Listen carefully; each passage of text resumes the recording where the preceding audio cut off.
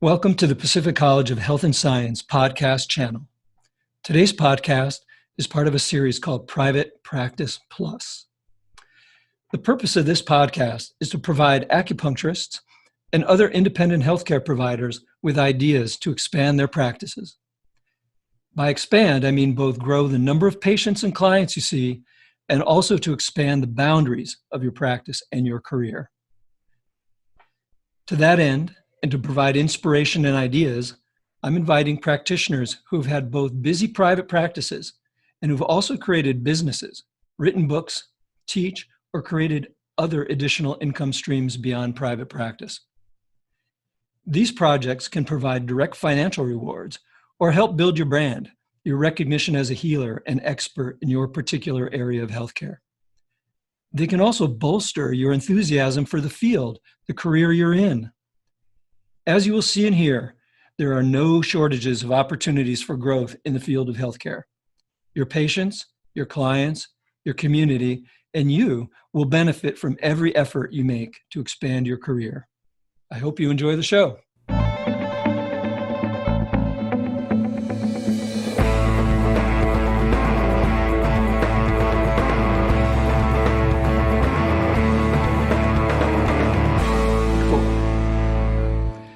Matt Callison is well known for his work with professional athletes.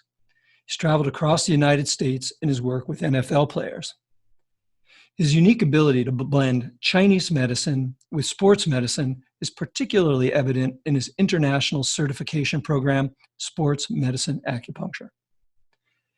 Matt also created the Motor Point and Acupuncture Meridian Chart, the Motor Point Index, and is the author of the amazing and long-awaited textbook, Sports Medicine Acupuncture, an integrated approach combining sports medicine with traditional Chinese medicine.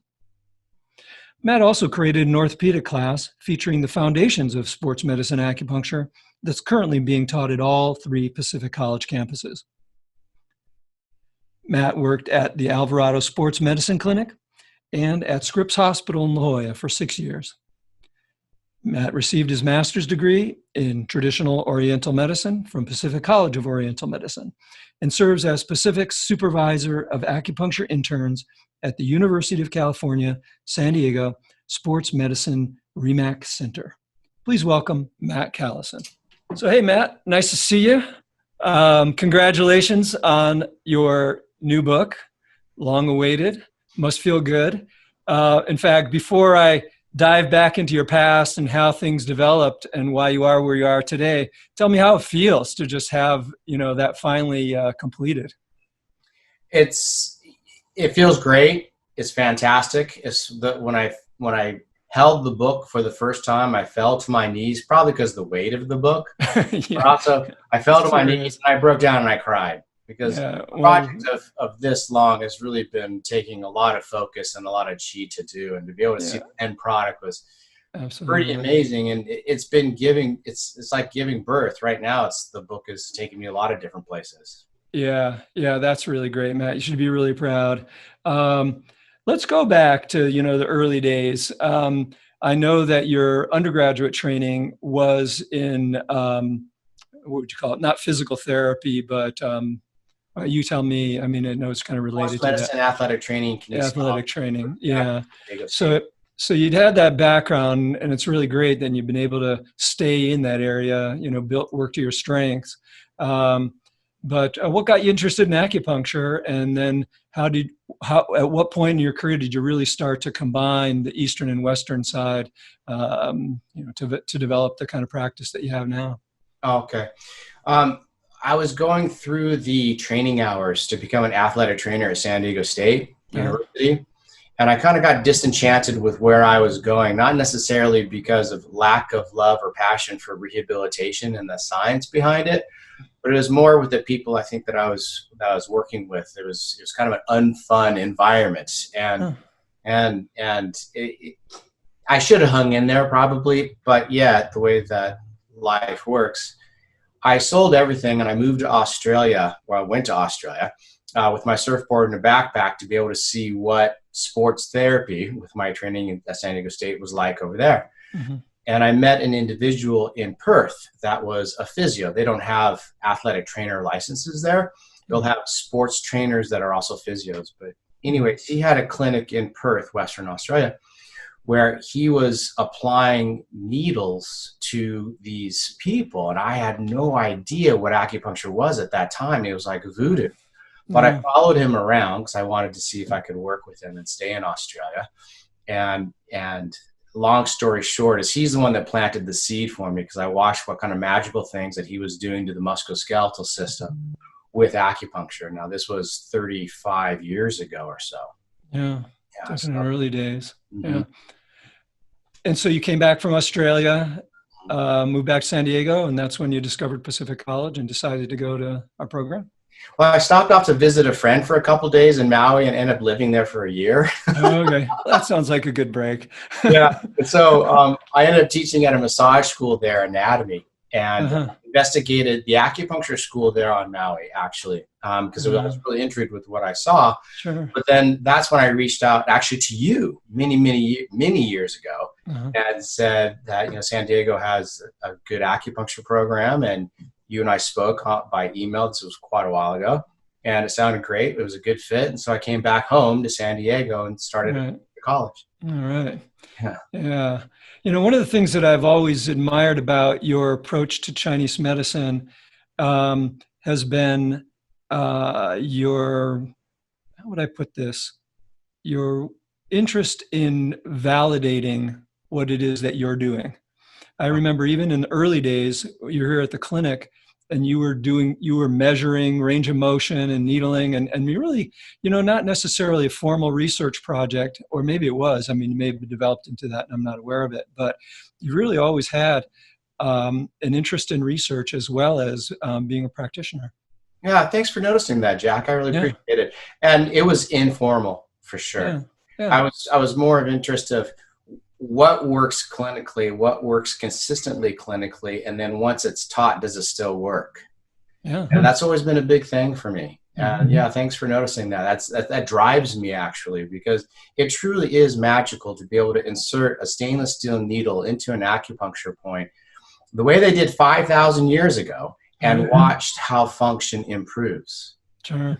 Yeah. And so it's fascinating. It's just discussed in a different language now. Sure.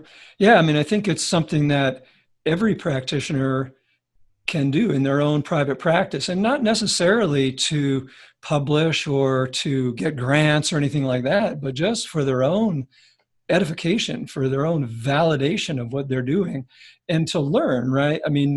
You see things that work, try it out a few times to see if it works consistently.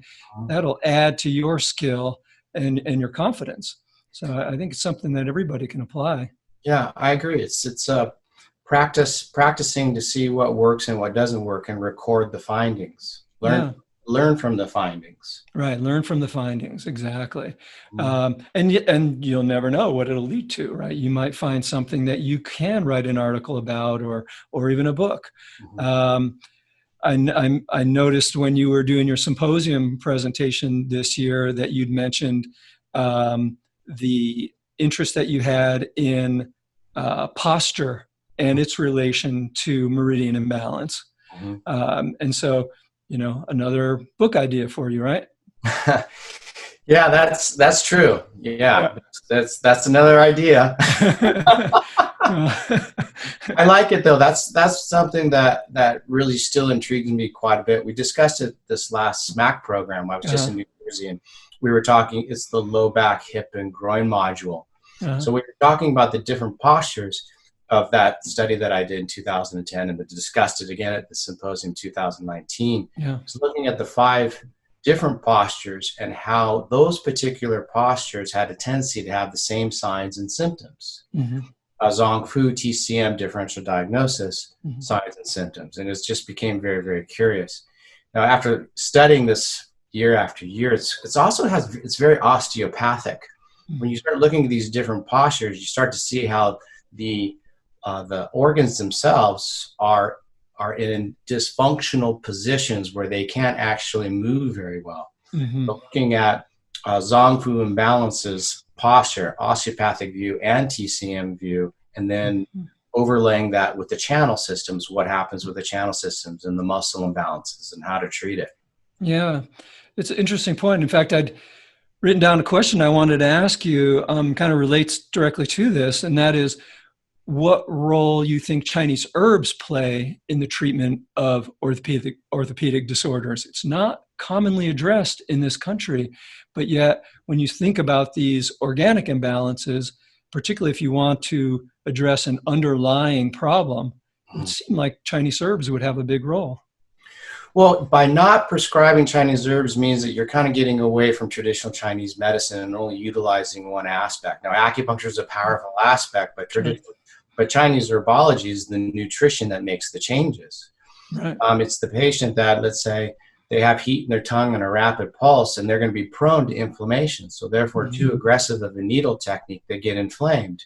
But yet, if you give the proper constitutional formula to be able to cool the internal heat, that's part of the balancing. That's part of traditional Chinese medicine. So to answer your question, it's a huge part. Chapter 5 of the book. Yeah, there you go. Yeah, I'm really happy to hear that. Because I think that if you're only using needles, like as you just described with your example, you are only using part of the tools that are at your disposal.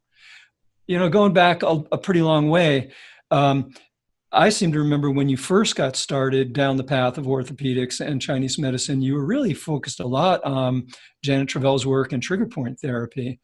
And then at some point, when you gave me a part of your manuscript, this is going back pretty far, I saw that or maybe it was a symposium proposal or whatever, I saw that you had kind of come back to the extra meridians and low vessels, meridians and stuff for orthopedics. So was there an evolution, or was I just missing something in my description of your early work?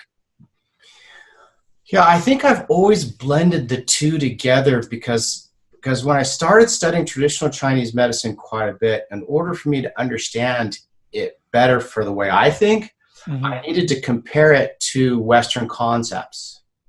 And so with learning about Ashi points and then studying Janet Travell's work and then remembering what we did in athletic training school at San Diego State and what we did with motor nerve innervations, how we would use those with electricity, wondering what would happen when you use acupuncture to that, was really, I think, to answer your question, it's been a combination for me just so I can simply understand it better.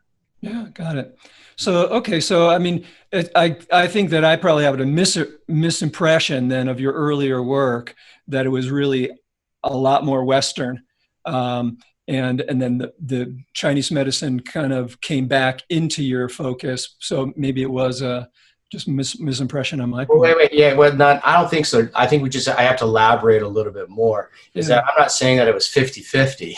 Yeah, I gotcha. I'm not saying it was Western science 50-50 and TCM 50-50. Sometimes it would be 70-30, 80-20. But there's always that underlying, how do I combine these so I can be able to practice this? Got it. I think that's maybe what it was. Yeah. So what's life like now for you? What's your balance? I think I overheard you say you weren't practicing for a while. You've taken a bit of a well-deserved sabbatical. What's the thinking behind that? Well, I wanted to finish this book, which I have. The next two projects for me right now that I want to be able to finish before I go back to practice, which I miss. I'm really looking forward to going back to. Sure. Is the motor point index, which is a flip chart that shows motor points. That was a real popular book, and we ran out of print of that. So the motor point index 2 is going to be coming out with refined motor point locations and needle techniques. And then the wall chart, we ran out of the wall chart. So the wall chart, motor point acupuncture meridians wall chart is also being updated. Got it. We're working on those right now, so those should be out by summertime. Got it. All right. Well, good work. So I'm sad to hear that you're not just kicking back, working on your tan, getting some good waves and enjoying a well-deserved break. So you got other projects that you're bringing to fruition. That's good for us. I am getting some good waves. That's for sure. I mean, surfing is my Prozac. If I don't go surfing, I can't function in life. That's right. Yeah. I hear you. When you were working on the book, I mean, there was obviously a long time when you were working on the book, when you were doing both practice and working on the book. How did you balance your life? I mean, did you have a set schedule? Did you say every day I'm going to get up and work for a couple hours in the morning on the book, or was it random? What was it like? How would you advise somebody, an aspiring author, to, finally, get it done? That's an involved question, because over 25 years, there's been a lot of different Yeah, I bet. with that. But Sure. I remember taking time off of my practice for 5 weeks or so and having somebody else take over. Uh-huh. And most of the times I was very inspired to be able to do it, very passionate about it. Get up, eat a good breakfast, exercise, and then go ahead and work on the book. Or just get up early and work on the book and work on it all day, because I have such a drive and a passion. A lot of things are being created. So you just have to kind of observe the energy with it and try not to be too obsessive. But I'm not the one to really be preaching that one. I hear you. I'd imagine there's a bit of a team involved in the production of your book. In fact, I know for a fact that you had key members who helped with the art and layout and things like that. Oh, yeah. Did that help get it done? Did have someone else who was kind of dependent on you getting your share done, so that they could work on theirs? Does that kind of have a virtuous cycle? For sure. Adam Schreiber, who is the editor of the book, we've had a number of different readers and editors, but he's the primary.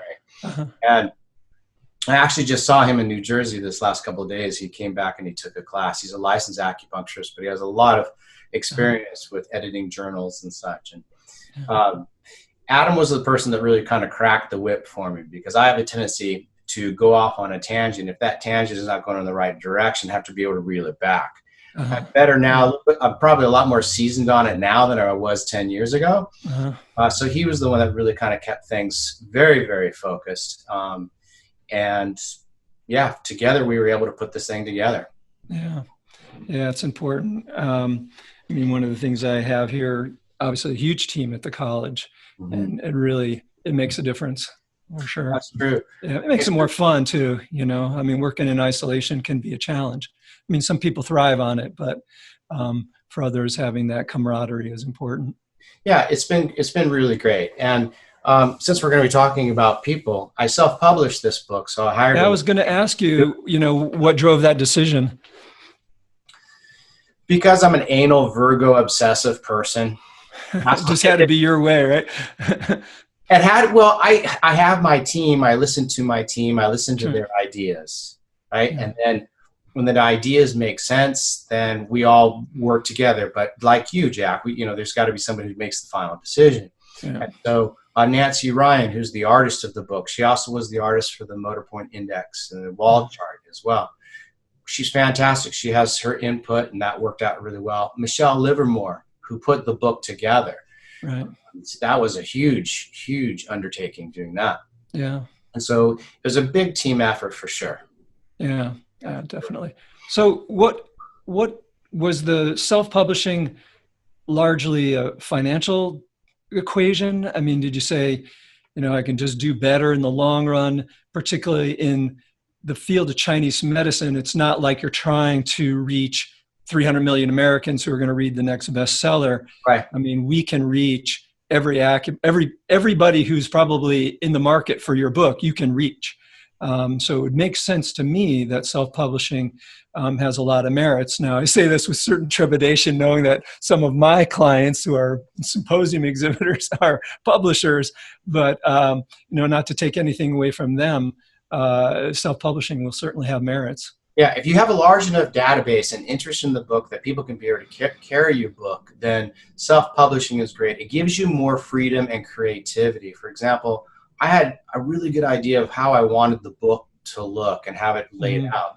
So with Michelle, we sat side by side for countless hours and months putting the book together, page by page, paragraph by paragraph, and placing the images and just formatting it. So it's nice that way. Whereas if I gave it to a printer or another publisher, I may not have that kind of creativity. Interesting. Yeah, that's good to know. And particularly in the kind of book that you created that has even though it's not technically multimedia, has a lot of visuals, graphics, a design is a big part of the book, as opposed to if you were writing something that's a little more narrative, right? The web that has no weaver or something. Right? I mean, I wanted the book to be really beautiful, because if the content sucked, at least it's a nice looking book. At least it looks good, right? Yeah. Well, yeah. Lucky for us, I think it's a success on all aspects, except for the weight. Granted. And that's actually just said as a joke, right?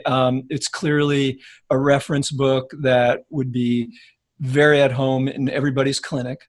As a student lugging it around to class, well, hey, you know what? Students tend to be younger than us and can benefit from the exercise. I like your rationale. That's good. Yeah, right. Yeah. So, I was, I only hesitate to ask you this, but, during the same period of time, you went to New Zealand. Yes. And came back, and just kind of curious what the rationale, or what the motivating factor was for that, besides uncrowded waves. Or maybe that is the entire rationale. That was a big part of it, but also I wanted to slow down a little bit more in life. And New Zealand, I fell in love with it when I went there numerous times before, and then had an opportunity to actually become a resident, which I ended up doing.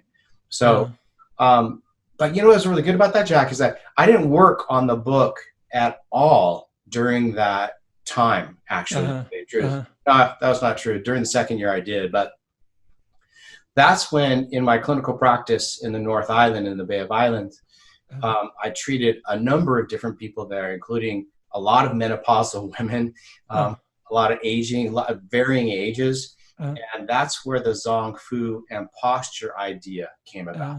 Interesting. So it was almost like I needed to go on the other side of the world and be upside down to be able to see that kind of thing.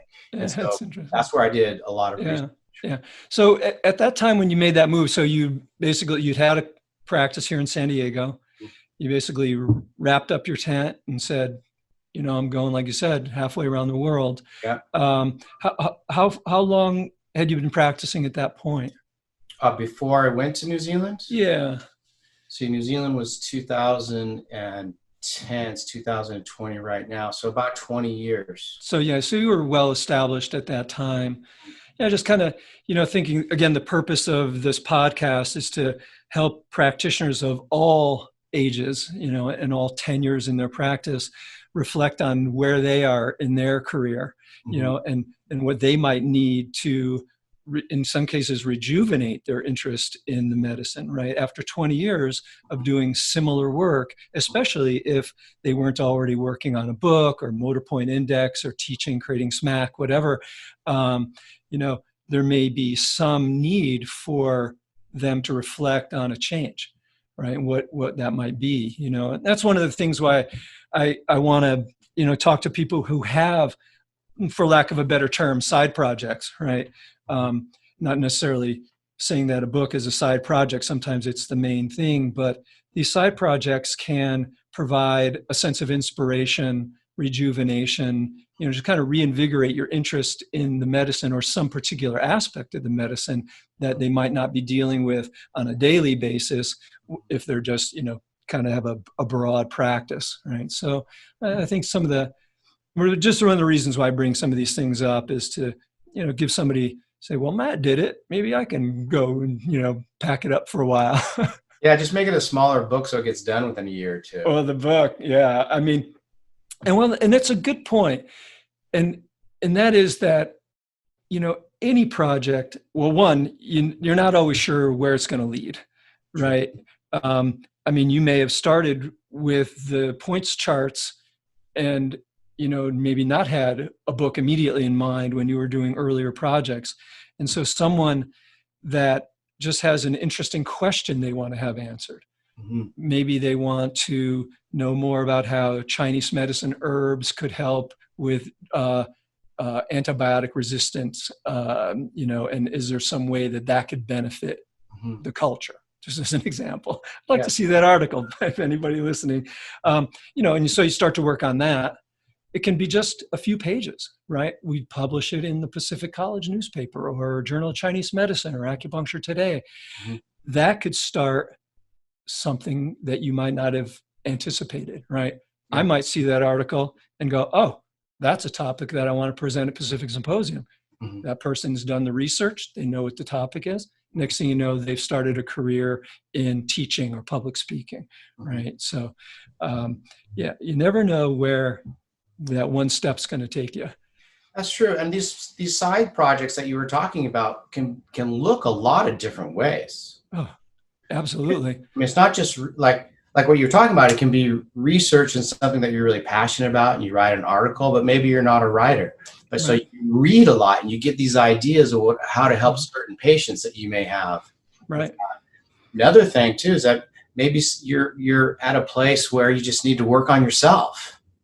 Yeah. And you start working on yourself a lot more, and you start to find that actually I'm a happier person and my practice is getting better because of that. Right. I'm able to communicate with my patients differently and provide interesting things for them to be able to look at and see.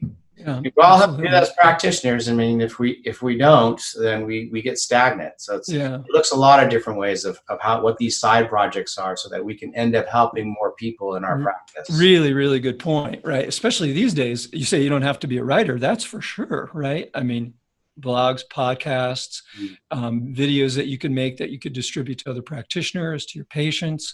There are products to be developed still. I was talking to Jake Fracken, and he said that John Scott had suggested him that he was going to start an herbal company. And Jake was like, oh, who needs another herbal company? Now that was 20 years ago. John's got a big herbal company, right? So you think, oh, it's already been done. We don't need another one, right? But there's always room for another different approach to something. Maybe it's better, cheaper, easier to read, whatever it happens to be, right? Version 2, there's absolutely no limit to the ideas that you could come up with to do things beyond your private practice. That's for sure. Yeah, it's good to keep it fresh. Yeah. I mean, I love your comment about personal development as well. That's a particular interest of ours here at Pacific College right now, that we've just created a new Master's of Science in Health and Human Performance. And a big part of it is personal development, right? If you're going to be a personal coach, you need to know a lot about yourself first before you start telling other people how to do stuff. Right? That's the truth. Yeah. So, and I think that acupuncturists in particular are pretty good at that, right? I mean, I think there's a very high level of awareness, personal sense of responsibility, introspection amongst acupuncturists, at least the ones that I see that come to the symposium and that's at the college. But there's always more to be done there. That's for sure. And as you said, it totally would reflect in your business or your private practice, right? Yeah. Just your own, like you said, personal satisfaction. You're happier, and it's going to reflect to everybody around you. So yeah, for sure. Yeah. Let's see if I had anything else. How about you, Matt? I mean, just like other advice that you might have for, let's say, 3 different people. Newest practitioner, right? Someone who's maybe been in practice for 10 years, and then someone that's been in practice for 20 years. What do you tell these 3? What do you tell yourself, 30 years ago? What did you tell yourself 15 years ago? And what are you telling yourself now? Okay. Well, I'm not going to answer that part, what I tell myself. But I'll share with you what happened to me yesterday. My flight was not until the evening in New Jersey. And so I hung out at the school, Eastern School of Acupuncture Traditional Medicine, for most of the day, getting some work done. Thomas Quo's over there. Sure. Thomas, one of our alumni. Yeah, great guy. Really great. Yeah. Solid. I said, Thomas, if anybody wants to come and chat, I'm just going to be here working. And so he actually sent an email out. So yeah. people came and a few people Right. actually came and was like, am I going to get any work done? One student came, actually two students came, and both of those students, they're new, obviously, right? Yeah. And they're going to be graduating soon, and they're going to be a second year acupuncturist within a few months. And both these guys, what they had in common was trying to put the medicine together and what they're going to do with it. Mm. Both of these individuals seemed like they started to segregate how they saw the body. For example, both of them were interested in musculoskeletal, and they were looking at cases of low back pain and shoulder pain and such. And they weren't really thinking about what other points they can use to be able to help this person that has the shoulder pain or the low back pain. What other channel imbalances could be causing the shoulder pain or the low back pain? They weren't really putting it all together yet. And I'm not quite sure if that's something that they learned later, or they was just still trying to work it out. Because there's a lot of information thrown at you within the 3 years of the 4 years of taking this school, right? Yeah, that's for sure. So I think, long story short, would be to really continue to study quite a bit, find the passion that you have, keep an open mind, Mm-hmm. and just never settle on your laurels with it. Just never. Yeah. Because you're always going to learn. Yeah, and because life has a tendency, and practices have a tendency to, especially practices will have a tendency to ebb and flow. And when it is in the low point, you really have to check your own chi and what you're doing and how you're communicating with your patients. Yeah. That's my own experience with it. Yeah, I think that's right. How excited you are with it. Yeah. Yeah, so continue to be a student. Yeah. So that's the new practitioner. The 10-year practitioner would probably don't record this one or don't use this one, but Dude, it's all getting recorded. Got it all figured out, man. It's like, they got it all figured out. You're just starting. Yeah, good point. You still have, there's just so much still to learn. I still have so much more to learn. Yeah.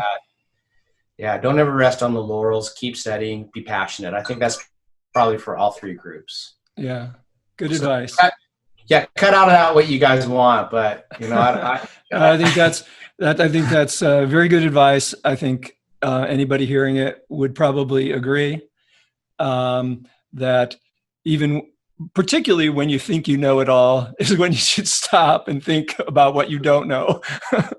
Yeah, but Jack, don't use that part, okay? Please. Yeah, I mean that's man. Man, sometimes the stuff you want to leave out's the best. All right, it's not the last. I mean, I'm being kind of controversial, so if you want to use it, it's okay. Yeah. Well, I think actually on that note, I think it's as controversial as you might think it is. I think it's insightful and wise and very, very helpful. Any last words, anything you want to say about what's next for you? You mentioned what you're going to be doing during your hiatus, but when do you expect to go back into private practice? I'm hoping to go back into practice probably fall of this year or pretty soon. early next year. After the birth of this book, it's taking me all over the world, which is great, which is really wonderful. I'll be spending the month of May in Europe with a couple of seminars, then traveling around a bit. And in August, I'll be in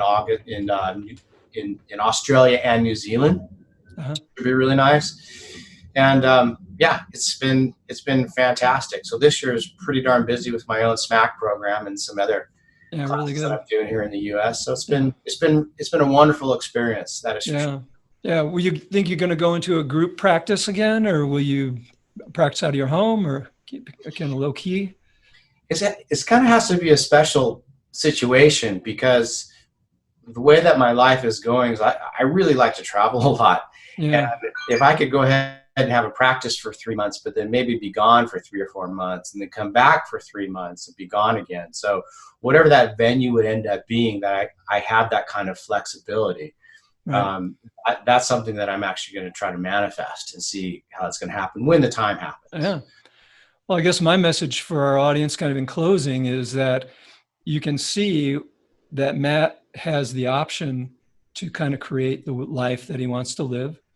And that's come through the work that he's put into creating not just the books that we've already mentioned, but his SMAC, the Sports Medicine Acupuncture Training Certification. And so it does take time, takes effort, but all those journeys start with one step. And we look forward to seeing what you, our audience, creates. I'd like to hear from you. My email is jmiller@pacificcollege.edu.